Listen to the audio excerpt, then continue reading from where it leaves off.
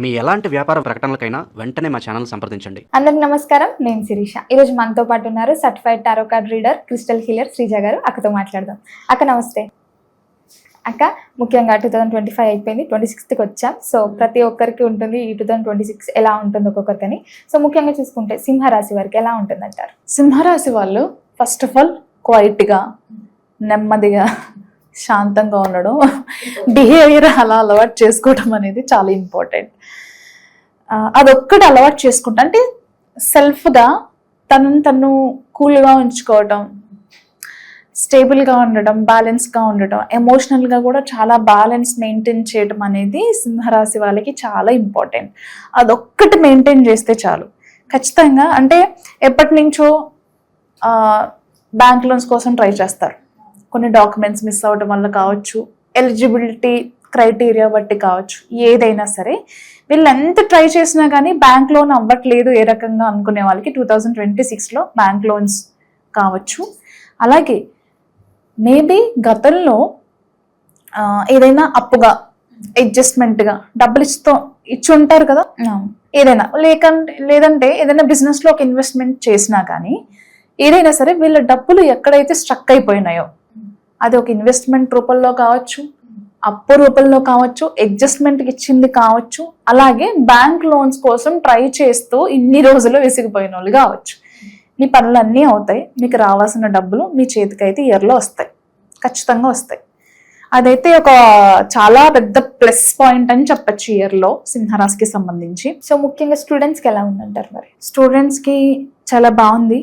And ఇంకొకటి ఏంటంటే students ఎప్పుడు మీరు అనుకున్నట్టే కాకుండా మీ ఫ్రెండ్స్ ఏం ఫాలో అవుతున్నారు, మీకు ఏం గైడెన్స్ కావాలి అంటే ఇక్కడ ప్రతిసారి మీరు అనుకుందే కాకుండా మీ గురువు అంటే మీకు ఎవరైతే మీ ప్రొఫెసర్స్ ఆర్ గురువు ఉంటారో, మీకు ఏదైనా అర్థం కాకపోయినా ఇంకేదైనా నేర్చుకోవాలి తెలుసుకోవాలనుకున్నా ఒక గైడెన్స్ అవసరం. గైడెన్స్ లేకుండా, టీం వర్క్ లేకుండా సోలోగా వెళ్ళటం అనేది మంచిది కాదు.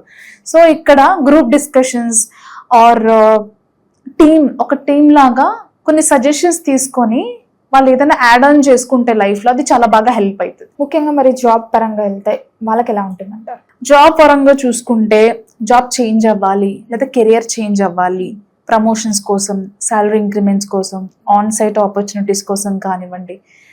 అండ్ జాబ్ చేస్తూ కూడా ఏదైనా సోర్స్ ఆఫ్ ఇన్కమ్ పెంచుకోవడానికి చిన్న స్టార్టప్ కంపెనీస్, అది ఏ బిజినెస్ అయినా కానివ్వండి, చెయ్యాలి అని ఎప్పటి నుంచో ప్రయత్నాలు చేస్తున్న వాళ్ళకి చాలా అనుకూలంగా ఉంది. అంటే ఇంతకు ముందు ఐడియా రాలేదని కాదు, మేబీ అప్పుడు టైం సపోర్ట్ చేయలేకపోవచ్చు, కానీ 2026లో జాబ్ చేస్తూ కూడా ఇంకా ఏదైనా వీళ్ళు చెయ్యాలి అనుకుంటే సోర్స్ ఆఫ్ ఇన్కమ్ పెంచుకోవడానికి ఈ ఇయర్ చాలా అనుకూలంగా ఉంది. అక్క, ముఖ్యంగా ఎవరైతే మ్యారేజెస్ అవ్వలేదో, సో మ్యారేజెస్ కోసం చూస్తుంటారు కదా, సో వాళ్ళకి మ్యారేజెస్ అయ్యే ఛాన్సెస్ ఉన్నాయంటారా? అరేంజ్డ్ మ్యారేజ్కి చాలా అనుకూలంగా ఉంది. లవ్ మ్యారేజెస్ లవ్ మ్యారేజ్కి ఇంకా అనుకూలంగా ఉంది. యా, అంటే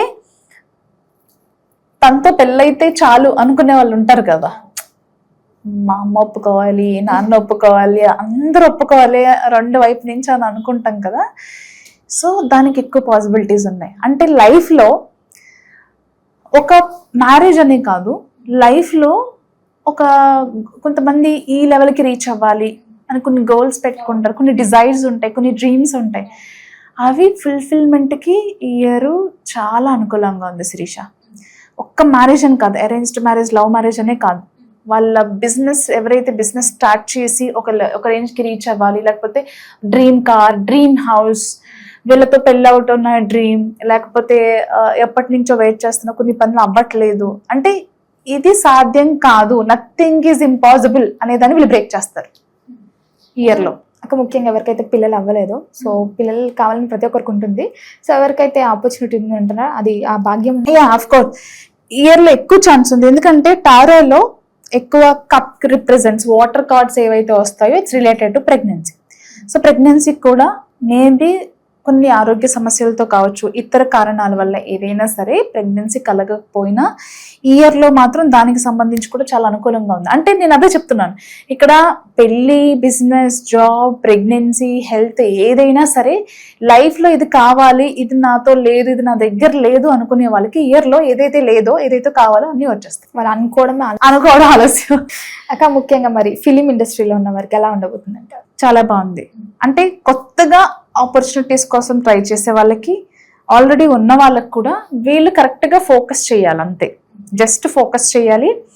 అండ్ వాళ్ళకున్న ఎబిలిటీస్ ఏవైతే ఉన్నాయో అవి కొంచెం షార్ప్గా చేసుకోవడం, స్మార్ట్గా ఉండడం అంటే అందంగా ఉండడం లేకపోతే స్లిమ్గా ఉండడం కాదు, స్మార్ట్ బిహేవియర్తో చాలా ఆపర్చునిటీస్ తెచ్చుకోవచ్చు.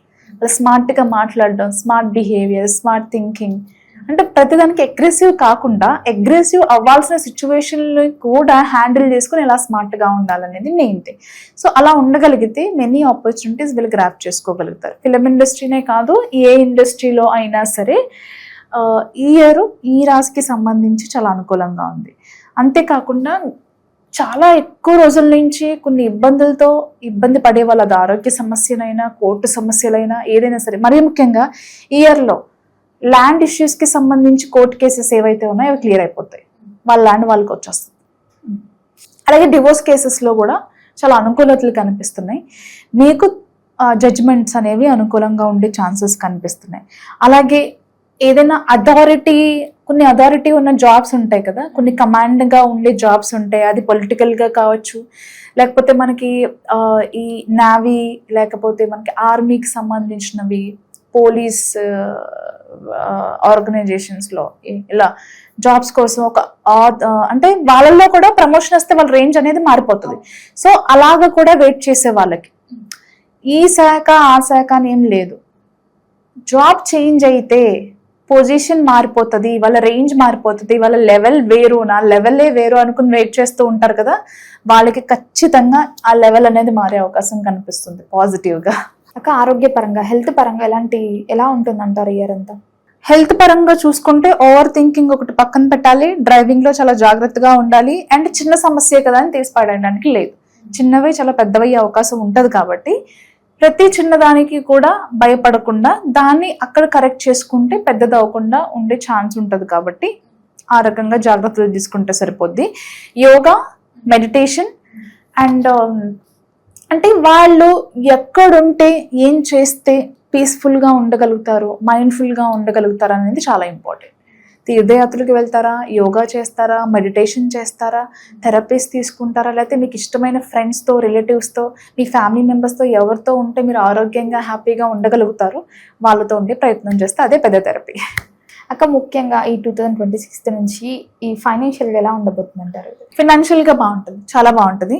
అండ్ మరీ ముఖ్యంగా పార్ట్నర్షిప్ బిజినెస్లో ఉన్న వాళ్ళకి చాలా బాగుంటుంది, పార్ట్నర్షిప్లో లేని వాళ్ళకి కూడా బాగుంటుంది. ఆ యూనిటీ మెయింటైన్ చేయటం, ఆ ట్రాన్స్పరెన్సీ పార్ట్నర్స్తో మెయింటైన్ చేయటం అనేది చాలా ఇంపార్టెంట్. అలా ఉన్నట్లయితే ఏ డిస్టర్బెన్స్ లేకుండా బిజినెస్ పరంగా చాలా ముందుకు వెళ్ళి మంచి ప్రాజెక్ట్స్ కానివ్వండి, ఆపర్చునిటీస్ కానివ్వండి గ్రాప్ చేసే అవకాశం ఉంది. అక్క ఓవరాల్గా మరి ఈ ఇయర్ అంతా బాగుండాలంటే వీళ్ళకి ఎలాంటి రెమెడీస్ చెప్తారు? పౌర్ణమి రోజు, అమావాస్య రోజు నదీ తీరాల్లో స్నానం చేయటం, శివాలయంకి వెళ్ళి దీపం పెట్టడం, చండీ ప్రదక్షిణ చేసుకోవటం, రుద్రాభిషేకం శివుడికి ఆఫర్ చేయటం అనేవి ఇలాంటివి చాలా ఇంపార్టెంట్. అక్క ఓవరాల్గా 2026లో సింహరాశి వారికి ఎలా ఉంటుంది, ఎలాంటి జాగ్రత్తలు తీసుకోవాలి తెలియజేసినందుకు చాలా థ్యాంక్స్. Thank you.